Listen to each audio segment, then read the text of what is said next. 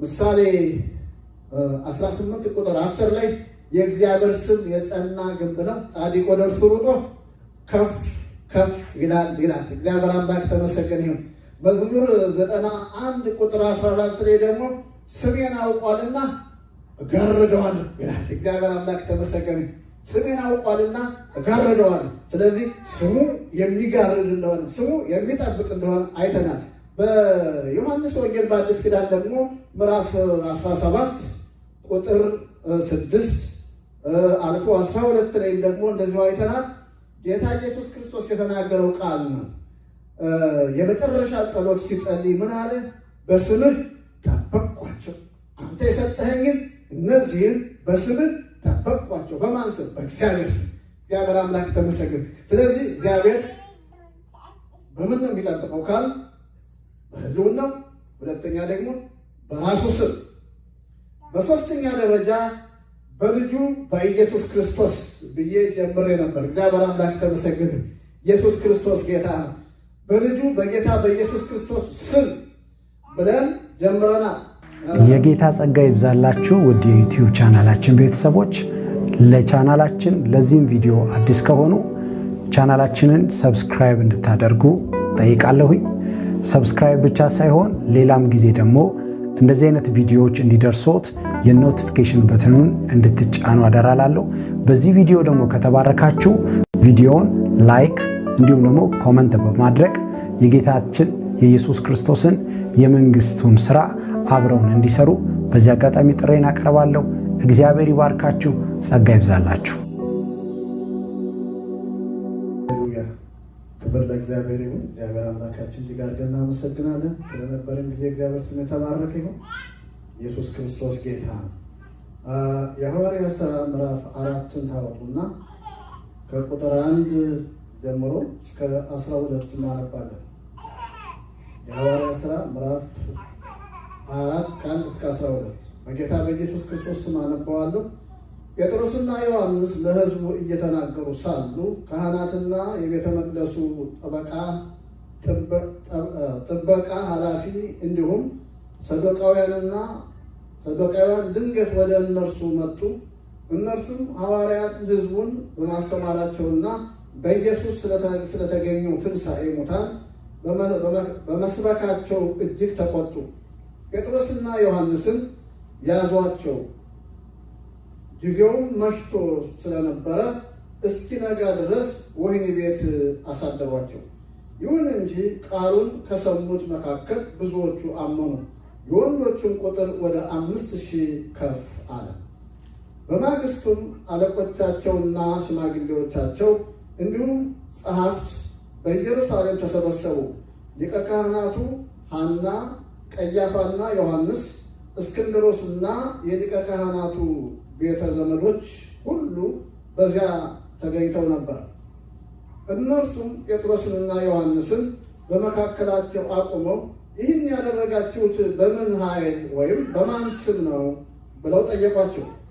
በዚህ ጊዜ ጴጥሮስ በመንፈስ ቅዱስ ተሞልቶ እንዲህ አላቸው፣ እናንተ የሕዝብ አለቆችና ሽማግሌዎች ሆይ ዛሬ ለዚህ ሽባ ሰው ስለተደረገው በጎ ሥራ እንዴት እንደዳነ የምትጠይቁን ከሆነ እናንተ በሰቀላችሁት እግዚአብሔር ግን ከሙታን ባስነሳው በናዝሬቱ በኢየሱስ ክርስቶስ ስም መዳኑንና በፊታችሁ መቆሙን እናንተም ሆናችሁ የእስራኤል ሕዝብ ሁሉ ይህንን ይወቅ።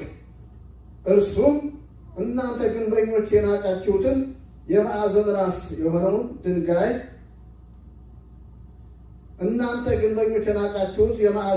የሆነውን ድንጋይ ነው።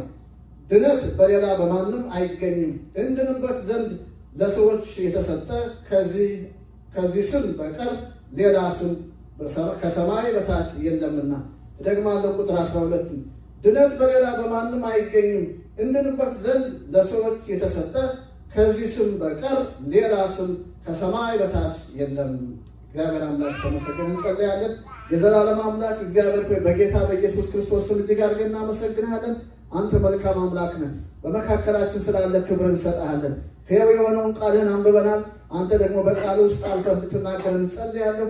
እኔም መናገር እንደሚገባኝ እንድናገር ከናፍርህን እንድትዳስስ እንጸልያለሁ። ማንኛውም ክፉ የታሰረ ይሁን። እናመሰግንሃለን። አካባቢውን ተቆጣጠር፣ በኢየሱስ ክርስቶስ ስም አሜን። የእግዚአብሔር ስም የተባረከ ይሁን። ኢየሱስ ክርስቶስ ጌታ ነው። እግዚአብሔር ሕዝቡን ይጠብቃል በሚል ርዕስ እየተነጋገርን ነው። ዛሬ ክፍል 3 ነው። 2 ሳምንት ባለፈ ተነጋግረናል። 3ኛ ሳምንታችን ነው ዛሬ እና ካስታወሳችሁ በፊተኛው እንደ መግቢያ አድርጌ እግዚአብሔር ሕዝቡን እንደሚጠብቅ ተናግሬያለሁ። ባለፈ ሳምንት ደግሞ ነጥቦችን መስጠት ጀምሬ ነበር። 2 ነጥብ ሰጥቼ 3ኛውን ነጥብ ጀምሬ ነው ለዛሬ ያስተላለፍኩት ማለት ነው እና እነዚያ 2 ነጥቦች ታስታውሳላችሁ ብዬ አስባለሁ። የመጀመሪያው እግዚአብሔር ሕዝቡን እንዴት ነው የሚጠብቀው? በህልውናው ብለናል። እግዚአብሔር ሕዝቡን በህልውናው ይጠብቃል። እግዚአብሔር አምላክ ተመሰገነ ይሁን። ዘካርያስ ምዕራፍ 2 ቁጥር 5 ላይ አይተናል። እግዚአብሔር በእሳት ቅጥር እግዚአብሔር ሕዝቡን እንደሚጠብቀው በህልውናው በደመናው በእሳቱ እንደሚጠብቀው አይተናል። እንደ ዓይኑ ብሌን እንደሚጠብቀው አይተናል። እግዚአብሔር አምላክ ተመሰገነ። ብዙ ክፍሎችን እያወጣን አይተናል። በሁለተኛ ደረጃ እግዚአብሔር ሕዝቡን በምን ነው የሚጠብቀው? በራሱ በስሙ እንደሚጠብቅ ሕዝቡን አይተናል እና ምሳሌ 18 ቁጥር 10 ላይ የእግዚአብሔር ስም የጸና ግንብ ነው፣ ጻድቅ ወደ እርሱ ሩጦ ከፍ ከፍ ይላል። እግዚአብሔር አምላክ ተመሰገነ ይሁን። መዝሙር 91 ቁጥር 14 ላይ ደግሞ ስሜን አውቋልና እጋርደዋለሁ ይላል። እግዚአብሔር አምላክ ተመሰገነ። ስሜን አውቋልና እጋርደዋለሁ። ስለዚህ ስሙ የሚጋርድ እንደሆነ ስሙ የሚጠብቅ እንደሆነ አይተናል። በዮሐንስ ወንጌል በአዲስ ኪዳን ደግሞ ምዕራፍ 17 ቁጥር 6 አልፎ 12 ላይም ደግሞ እንደዚሁ አይተናል። ጌታ ኢየሱስ ክርስቶስ የተናገረው ቃል ነው። የመጨረሻ ጸሎት ሲጸልይ ምን አለ? በስምህ ጠበቅኳቸው፣ አንተ የሰጠኸኝን እነዚህን በስምህ ጠበቅኳቸው። በማን ስም? በእግዚአብሔር ስም።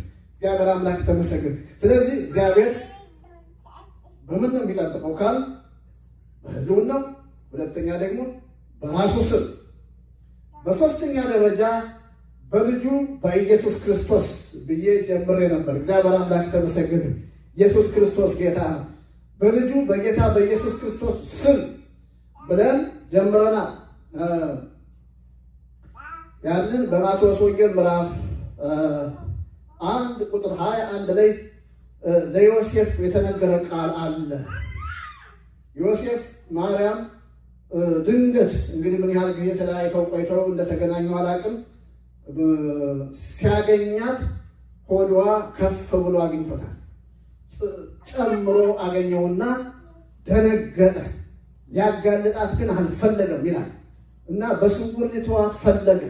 በስውር ሊተዋት አስቦ ሳለ እግዚአብሔር በሕልም ምን አለው? ከእርሷ የተጸነሰው ከመንፈስ ቅዱስ ነውና እጮኛህን ማርያምን ለመውሰድ አትፍራ። ከእሷ የሚወለደው ልጅ ኢየሱስ ብለህ ትጠራዋለህ። እሱም ሰውን ሁሉ ሕዝብን ሁሉ ከኃጢአታቸው ያድናል። እግዚአብሔር ይመስገን፣ ስሙ የተባረከ ኢየሱስ ክርስቶስ። ስለዚህ ኢየሱስ ክርስቶስ ጌታ ነው። ኢየሱስ ማለት አዳኝ ማለት ነው። ስለዚህ እሱ ሕዝቡን ከኃጢአታቸው ያድናቸዋል። እግዚአብሔር አምላክ ተመሰገነ። እንደዚሁ በሐዋርያ ሥራ ምዕራፍ 2 ቁጥር 21 ላይ እንደዚሁም ሮሜ ምዕራፍ 10 ቁጥር 13 ላይ የጌታን ስም የሚጠራ ሁሉ ይድናል ይላል። እግዚአብሔር ይመስገን። ስለዚህ ኢየሱስ ስሙ አዳኝ ነው። ኢየሱስ ስሙ ይጠብቃል። የኢየሱስ ስም ይታደጋል። እግዚአብሔር አምላክ ተመሰገነ፣ ስሙ ይባረክ። ስለዚህ ይሄ ስም ከምን በሶስተኛ ደረጃ ምንድን ነው? የኢየሱስ ስም ያድናል፣ ይጠብቃል ብለናል። ይሄ ስም ከምን ያድናል የሚለውን በቅደም ተከተል እናያለን። ዛሬ የኢየሱስን ስም ትንሽ ዘርዘር አድርጌ ለመናገር ሞክራለሁ። የኢየሱስ ክርስቶስ ስም ከምን ያድናል? እግዚአብሔር ይመስገን፣ ስሙ የተባረከ ይሁን። የመጀመሪያው አንደኛው የኢየሱስ ክርስቶስ ስም ከምን ነው የሚያድነው? አይ ቲንክ ከዛ በፊት ስሙ ምን ያህል የኢየሱስ ክርስቶስ ስም ምን ያህል ኃይል፣ ምን ያህል ፓወር፣ ምን ያህል ጥንካሬ ማለት ምን ያህል ኃይል እንዳለው መጀመሪያ የስሙን ኃይል ማወቅ ያስፈልገናል። እስቲ ባለፈው ማይቲንግ አንብቤው ነበረ። ዛሬ ደግመን እናንብበውና ፊልጵስዩስ ምዕራፍ 2 ቁጥር 6 ጀምሮ ትንሽ ክፍሎችን አብረን እናንብብ።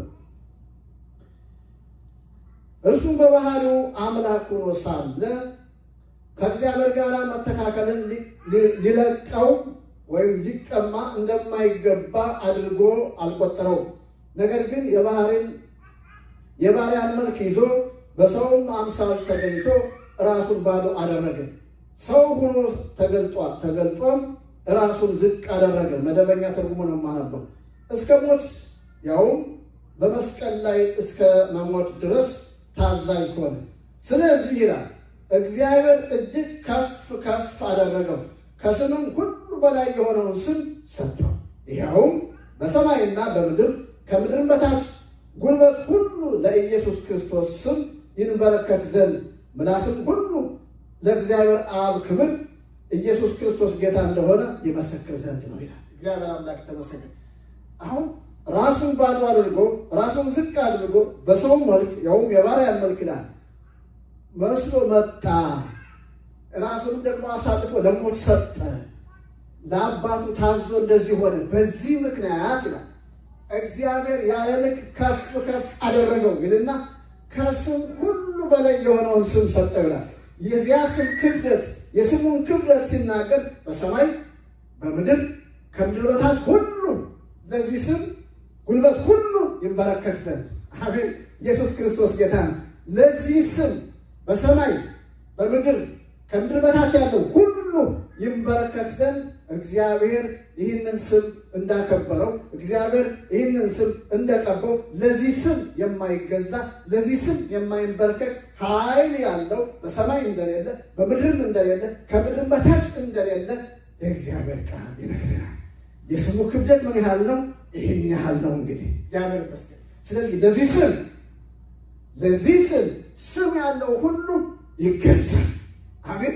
የማይገዛ የለም። ስለዚህ የኢየሱስ ክርስቶስ ስም በምን ላይ ነው ስልጣን ያለው ካልን በመጀመሪያ ቅደም ማለት ብዙ ነገሮችን ላነሳ እችላለሁ፣ ግን የተወሰኑ ነጥቦችን እሰጣቸዋለሁ። አንደኛ ይሄ ስም በበሽታ ሁሉ ላይ ስልጣን አለ።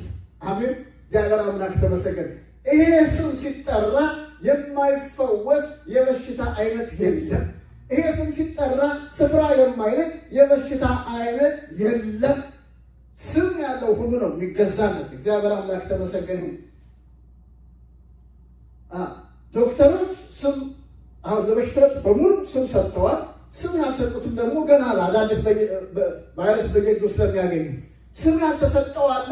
ስም የተሰጣቸው ሊስት ተሰጥቷቸው የተቀመጡ የበሽታ አይነቶች ብዙ ናቸው አይደል?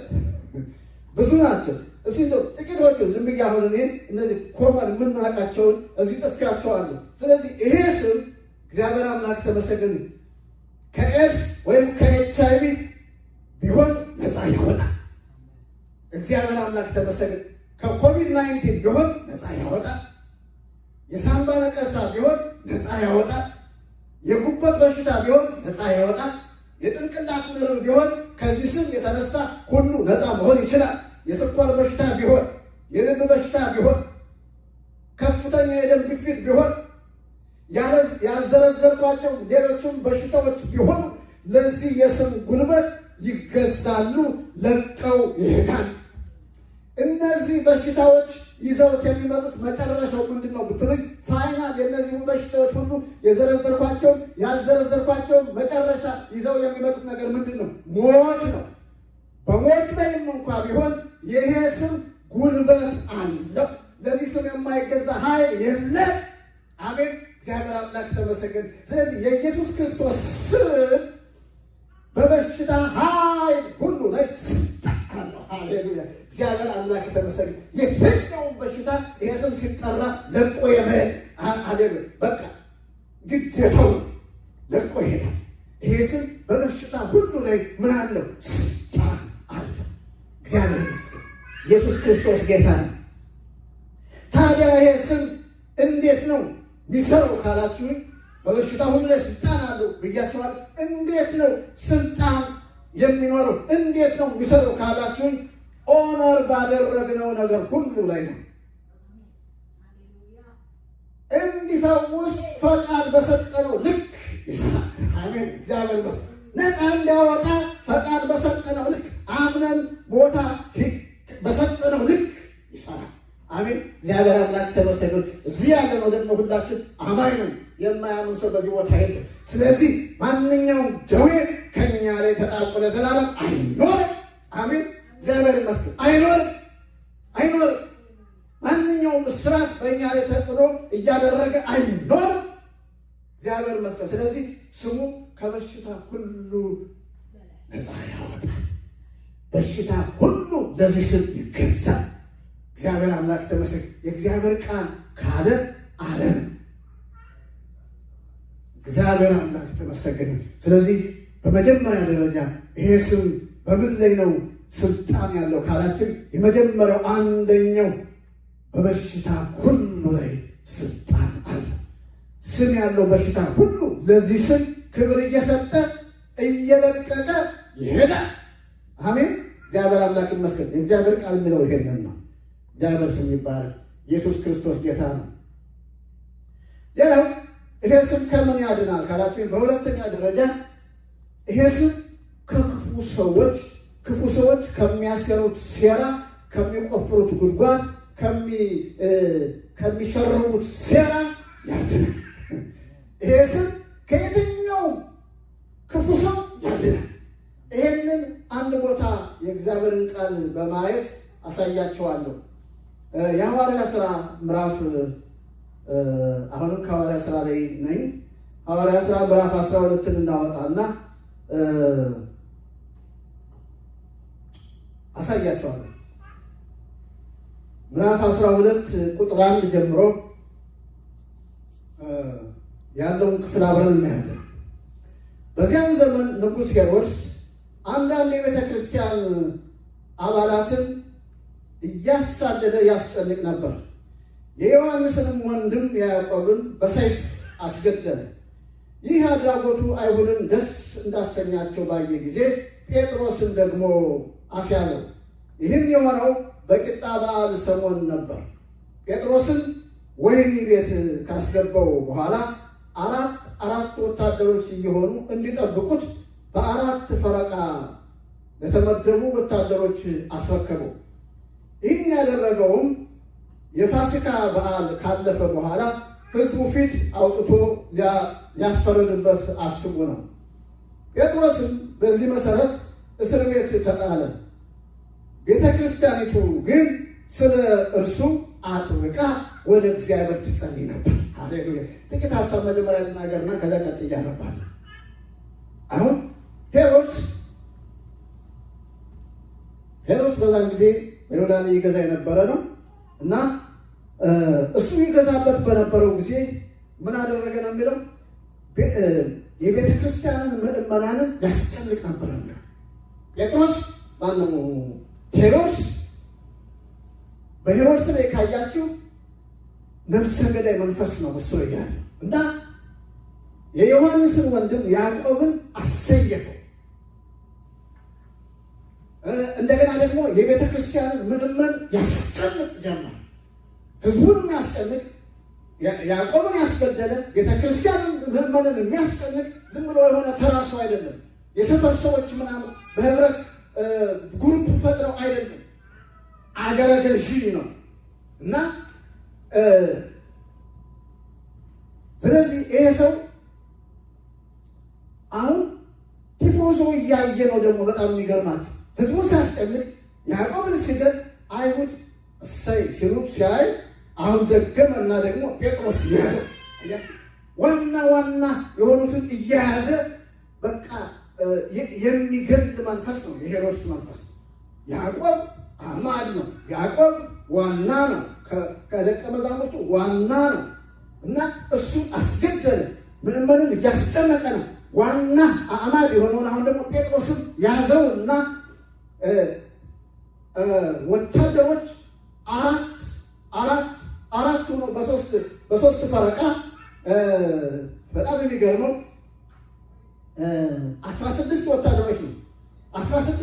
ለአንድ ሰው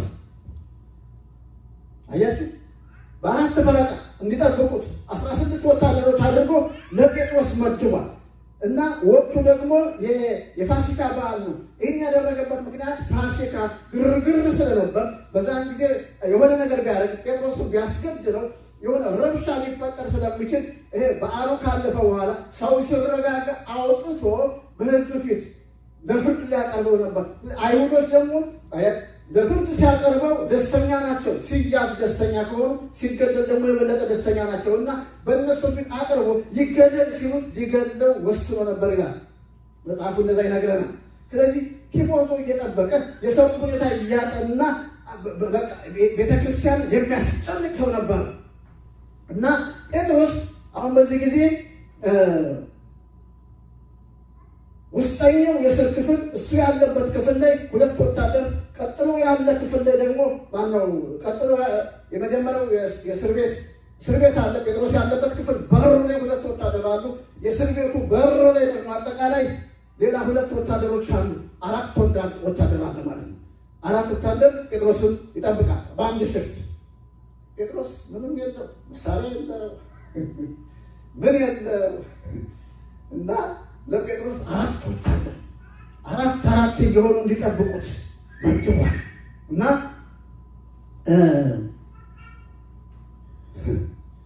በጣም የሚገርመው ጴጥሮስ ገብቶ በ2 ሰንሰለት ታስሯል። ውስጠኛ ክፍል ነው።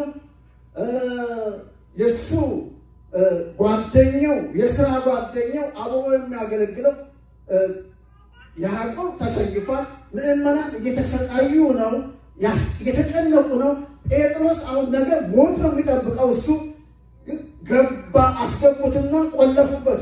ቆልፈውበት 2 ወታደሮች እሷ አጠገቡ ነው አሉ፣ 2 ናቸው እና ጴጥሮስ ግን ጫማውን አወለቀ ይላል። እስቲ ቁጥር 5 ጀምሮ ያለውን እናንበቡ። ጴጥሮስም ይላል በዚህ መሰረት እስር ቤት ተጣለ። ቤተክርስቲያኒቱ ግን ስለ እርሱ አጥብቃ ወደ እግዚአብሔር ትጸልይ ነበር ይላል። ቤተክርስቲያን በዚህ ጊዜ አጥብቃ እየጸለየች አለች። ይህንን ያዙልኝ።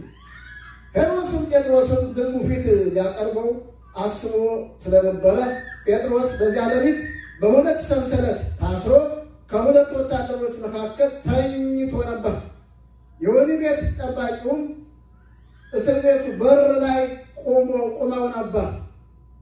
ተመልከቱ እና አሁን በጴጥሮስ በር ላይ 2 ወታደሮች አሉ።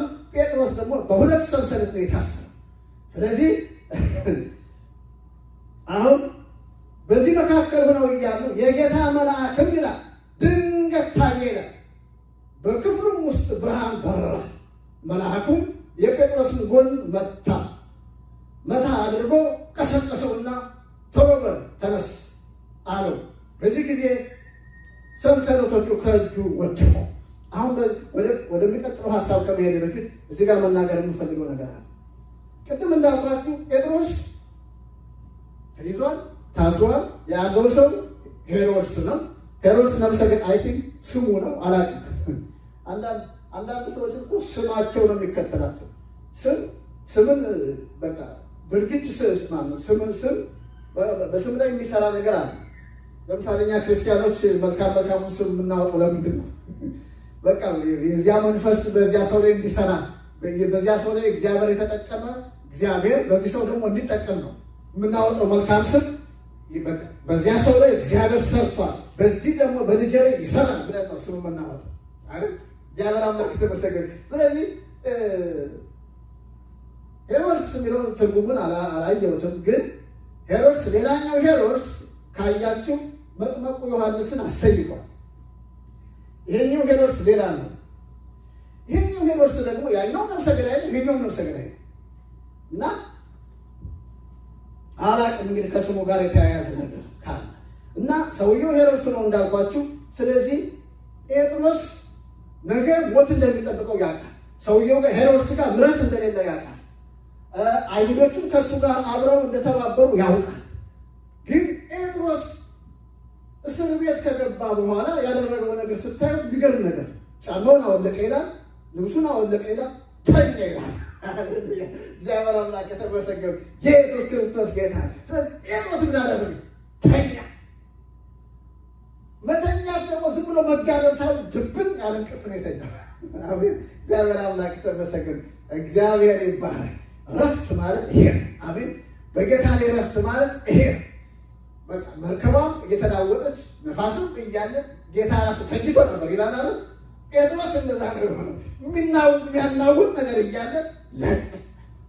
አሁን በዚህ ዘመን በቃ ሁሉ ነገር እየተናወጠ ነው።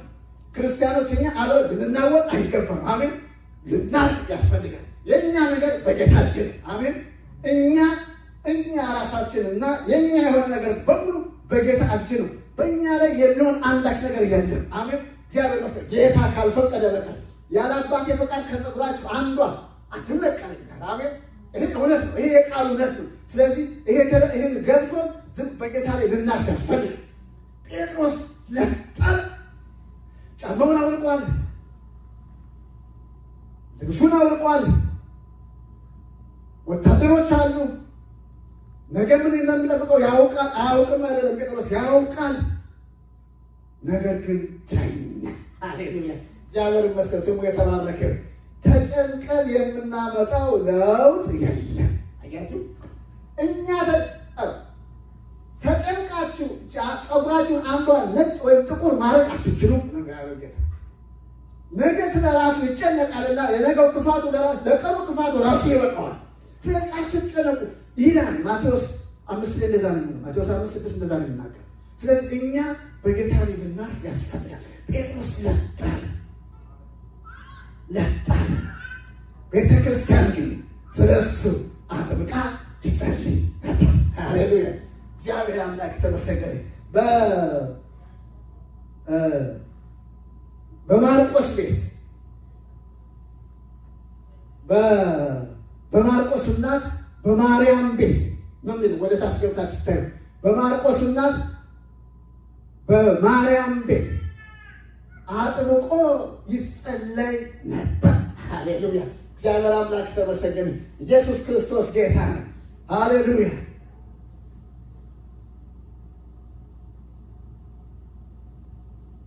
ስለዚህ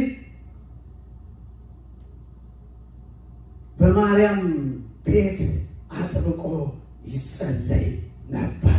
እግዚአብሔር አምላክ የተመሰገነ። ኢየሱስ ክርስቶስ ጌታ። ሃሌሉያ! እና አጥብቆ ሲጸለይ ያ ጸሎት ዝም ብሎ ሰዎቹ ስለደነገጡ ማለት ያዕቆብ ተገድሏል፣ ጴጥሮስም ተይዟል፣ እነሱም እየተሰቃዩ ነው። በዚህ ሰዓት ጸሎት በጣም አስፈላጊ ነው።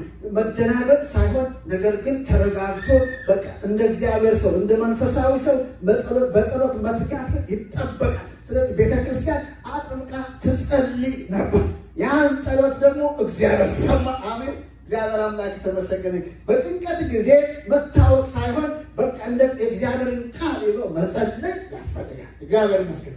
ስለዚህ ሲጸለይ እግዚአብሔር መልአኩን ላከ። አሜን።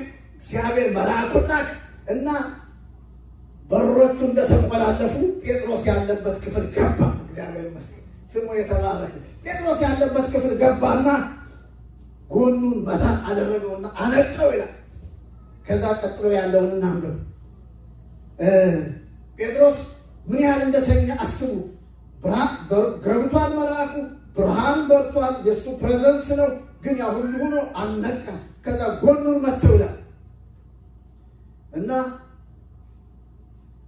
መታ አድርጎ ቀሰቀሰውና ቶሎ ተነሳ አለው። በዚህ ጊዜ ሰንሰለቶቹ ከእጆቹ ወደቁ። ሃሌሉያ! እግዚአብሔር አምላክ ተመሰገነ። ጎኑን መታ ሲያደርገው ሰንሰለቱ ከጴጥሮስ ላይ ረገፉ። ሃሌሉያ! እግዚአብሔር አምላክ ተመሰገነ። እግዚአብሔር ይመጣል። በተጨነቅንበት ላይ እግዚአብሔር ይመጣል። ሰንሰለቶች ይረግፋሉ።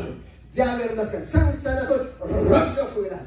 ከእጆቹ ላይ ረገፉ፣ ከእግሮቹ ላይ ረገፉ። እግዚአብሔር አምላክ የተመሰገነ ነው። ኢየሱስ ክርስቶስ ጌታ።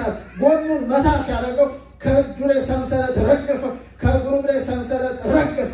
እግዚአብሔር አምላክ የተመሰገነ። ከዛ መልአኩ ልብስህን ልበስ፣ ጫማህንም አድርግ አለው። ጴጥሮስም እንደታዘዘው አደረገ። መልአኩም ቀጥሎ መደረቢያህን ከላይ ጣል አድርገህ ተከተለኝ አለው።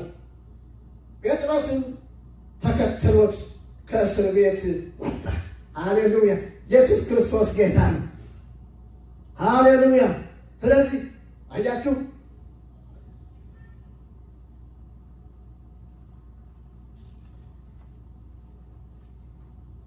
ጴጥሮስ ከእስር ቤት ወጣ። እግዚአብሔር አምላክ ተመሰገነ ይሁን። ኢየሱስ ክርስቶስ ጌታ ነው። ጫማውን አድርጎ ልብሶቹን ለብሶ እግዚአብሔር ይመስገን ሃሌሉያ መልአኩ መጎናጸፊያን ደርብ አለው። መጎናጸፊያውን ደርቦ እግዚአብሔር አምላክ የተመሰገነ ጴጥሮስ ከእስር ቤት ወጣ። እግዚአብሔር ይመስገን ስሙ የተባረከ ኢየሱስ ክርስቶስ ጌታ ነው። ስለዚህ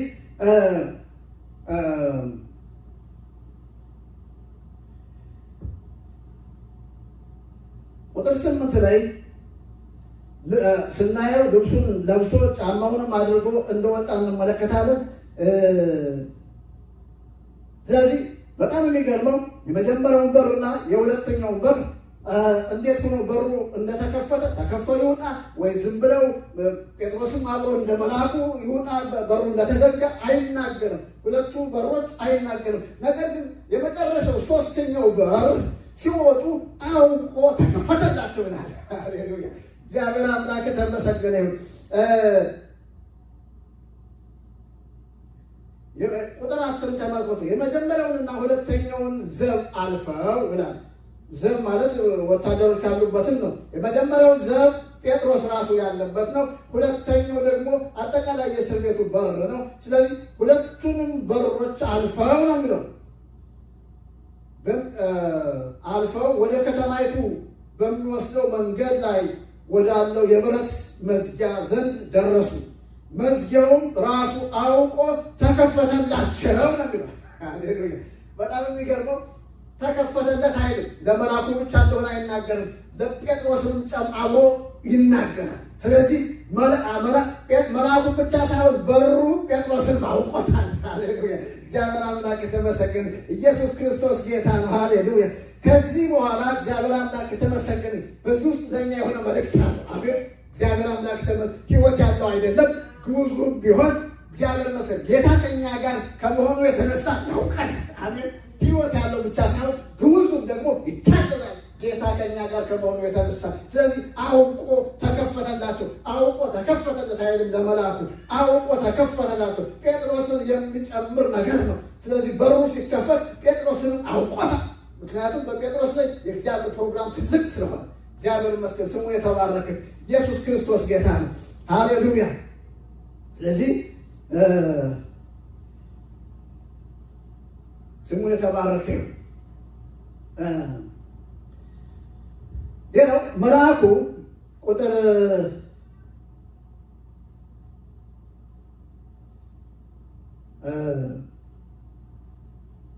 13 እና ከዚያም ደርሶ የውጨኛውን በር ቁጥር 12 ጀምሮ ይህንን ከተረዳ በኋላ ብዙ ሰዎች ተሰብስበው ከፍል በል ጴጥሮስም ቁጥር 11 ላይ ጴጥሮስም ሲረጋጋ ጌታ መልአኩን ልኮ ከሄሮድስ እጅ አይሁድ ካሰቡበኝም ሁሉ እንዳወጣኝ አሁን ያለ ጥርጥር አወቅኳል። አያችሁ፣ ጴጥሮስ ሲወጣ ህልም እየመሰለው ነው የወጣው። አያችሁ፣ አሁን ቁጥር 10 ጀምሮ ስታዩ የመጀመሪያውና ሁለተኛውን ዘብ አልፈው ወደ ከተማይቱ በሚወስደው መንገድ ላይ ወዳለው የብረት መዝጊያ ደረሱ ይልና መዝጊያውም ራሱ አውቆ ተከፈተላቸው። እነርሱም ወጥተው ሄዱ። አንዲት ስላሽን መንገድ እንዳለፉ ወዲያው መልአኩ ተለየው። መልአኩ ከሱ ተለየው። መልአኩ አሁን ሚሽኑን ጨርሷል። አያችሁ፣ መልአኩ ሚሽኑን ጨርሷል። መልአኩ ዓላማው ምንድን ነው? ከእስር ቤት እንዲያወጣ እግዚአብሔር የላከው ለዚህ ነው። ከዚያ በኋላ ተመልከቱ፣ አሁን እስር ቤት ብቻ ሳይሆን አካባቢው ሁሉ አገሩ ሁሉ የሄሮድስ ግዛት ነው። ሄሮድስ በየትኛውም አካባቢ ላይ ስልጣን አለው። ከእስር ቤት ብቻ አይደለም፣ ከእስር ቤት ውጭም ስልጣን አለ። ስለዚህ ከዚህ በኋላ እንዲህ ማድረግ አለብን ብሎ ሌላ ሀሳብ አላመጣም። መልአኩ ግን አወጣውና ከሱ ተለይቶ ሄደ። እግዚአብሔር የላከው ለዚያ ነውና እግዚአብሔር አምላክ ተመሰገነ። ሚሽኑ ይሄ ነው። የመልአኩ ሚሽን ይሄ ነው። እግዚአብሔር ይመስገን። መልአኮች እግዚአብሔር ለላካቸው ብቻ ነው እንጂ ሌላ ነገር ሌላ ስራ አይሰሩም። ስለዚህ ከሱ ከተለይቶ ሲሄድ እንመለከታለን። ቁጥር 11 ጴጥሮስም ሲረጋጋ ይላል ጌታ መልአኩን ልኮ ከሄሮድስ እጅና አይሁድ ካሰቡብኝ ሁሉ እንዳወጣኝ አሁን ያለ ጥርጥር አወቅሁ አለ። ይህንን ከተረዳ በኋላ ብዙ ሰዎች ተሰብስበው በአንድነት ወደሚጸልዩበት ማርቆስ ወደ ተባለው ወደ ዮሐንስ እናት ወደ ማርያም ቤት ሄደ ይላል። እዚህ ደግሞ አንድ ነገር መናገር እፈልጋለሁ። ጴጥሮስ ተሰብስበው የሚጸልዩ በማርያም ቤት በጸሎት የሚተጉ ሰዎች እንዳሉ ያውቃል።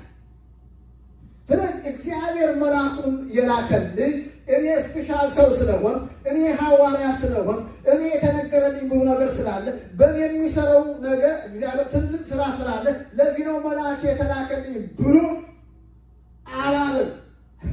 እግዚአብሔር አምላክ የተመሰገነ። ኢየሱስ ክርስቶስ ጌታ ኖ የሚጸልዩኝ ሰዎች አሉ። እኔ እንኳን ልብሴን አውልቄ ብተኛ፣ እኔ እንኳን ደክሜ በቃ ሳልጸልይ ብተኛ፣ እኔ እንኳን በቃ የነገው ነገር ተስፋ አስቆርጦኝ ዝም ብዬ ብተኛ፣ ግን ያልተኙ ሰዎች አሉ። ስለ እኔ የሚተጉ ሰዎች አሉ። ስለ እኔ የሚቃትቱ ሰዎች አሉ። የእነሱን ጸሎት ሰምቶ እግዚአብሔር መልአኩን ላካለና ወደ እነሱ ሄደ።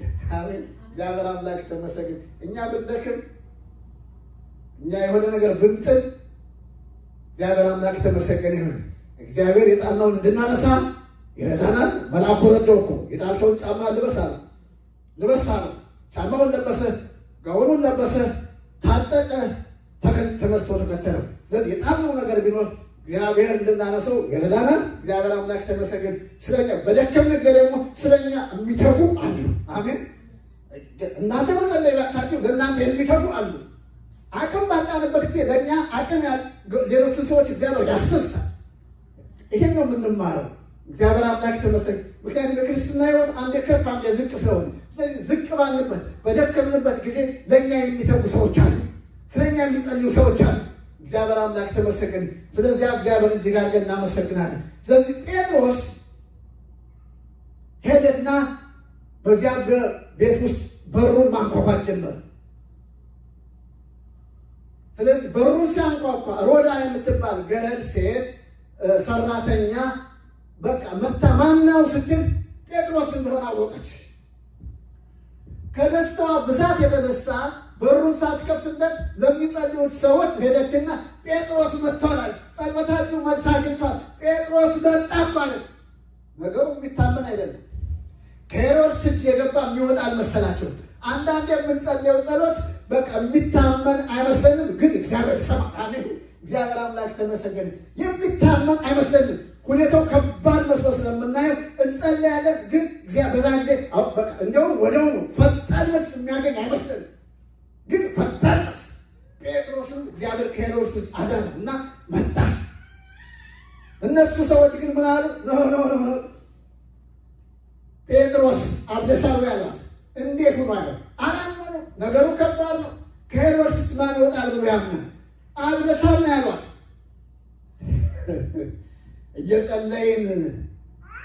እየጸለይን የማይታመን ነገር እግዚአብሔር ያደርጋል ብለን ማመን አለብን። ነገሩ የማይታመን ቢመስል እግዚአብሔር ግን የማይታመን ነገር ያደርጋል። አሜን። እግዚአብሔር ይመስገን። አብደሻል አሉ። ኖ የእሱ መልአክ ይሆናል አሉ። እግዚአብሔር ለጴጥሮስ መልአክ እንደሚልክ አምነው ጴጥሮስን እንደሚፈታ ግን አላመኑ። የእሱ መልአክ ይሆናል አሉ። ጴጥሮስ ግን በአንኳኳቱን ቀጠለ። በዛን ጊዜ መጡና በሩን ሲከፍቱ ጴጥሮስ ነው። ጴጥሮስ ግን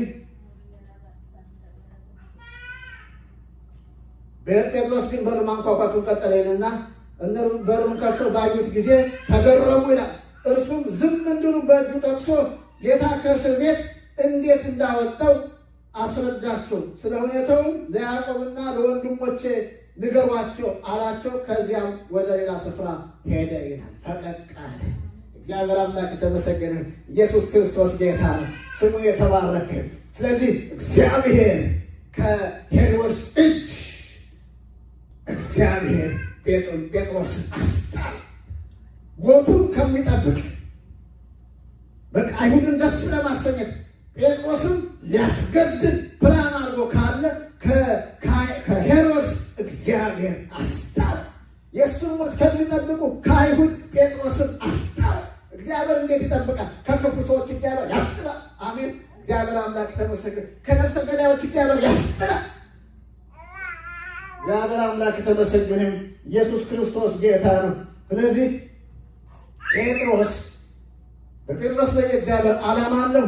የእግዚአብሔር ፕሮግራም አለ። ጴጥሮስ አገልግሎቱን ሳይጨርስ እግዚአብሔር ትልልቅ ነገር ተናግሮታልና ያንን ሳይፈጽም ሄሮድስ የፈለገ ቢያሴር፣ አይሁዶች የፈለገ አድማ ቢያደርጉ ጴጥሮስን አይገኝም። አሜን። እግዚአብሔር ይመስገን። የፈለገ ጠላት የክፉ ሰዎችን አስነስቶ በዚህና በዚያ የእናንተ ነገር ሊያጨልም ብዙ ቢታገል የእናንተ ነገር አይጨነግፍም። እግዚአብሔር አምላክ ተመሰገን። ከክፉ ሰዎች እግዚአብሔር ያስጥላቸዋል። እግዚአብሔር ከክፉ ሰዎች ያስጥለናል። አሜን። እግዚአብሔር አምላክ ተመሰገን።